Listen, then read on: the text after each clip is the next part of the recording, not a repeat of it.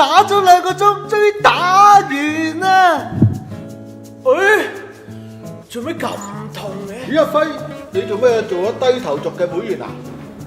係啊，啱啱打機打好耐啊。梗係啦，你成日耷低頭，好容易整到呢啲肌肉僵硬又緊。長期耷低頭會令到我哋頸肩嘅肌肉非常之繃緊，嚴重嘅話可能壓住啲神經線，令到我哋手更加會麻痹㗎。嗱，做幾個伸展嘅動作。第一，放低個手機，係向上，好似我咁。第一個動作就係手板扣住，向上向天推直你嘅肩膊，維持大約係15到20秒。同一時間亦都可以進行深呼吸，舒緩一下緊張嘅情緒。第二個動作同樣都係手臂伸直，手指扣住向外向前方推，維持15至20秒。可以一路做深呼吸。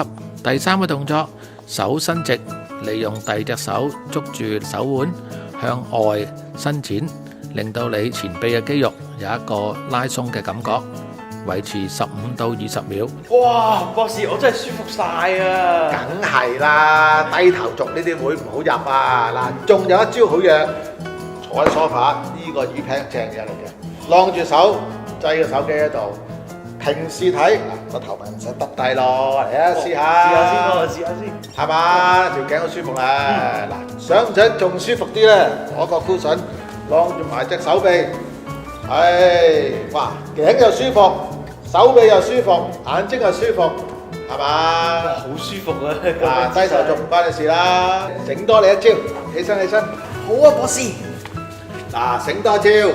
當你同啲 friend 喺公園散步嘅時候呢，可以做一個提手步行操，好似我哋嘅手錶10點踏2咁，一隻手踏10，一隻手踏2，遞高手，係咯，一路行，睇下你行得幾耐啊！同啲 friend 一齊行啦，呢個提手步行操好嘢嚟㗎。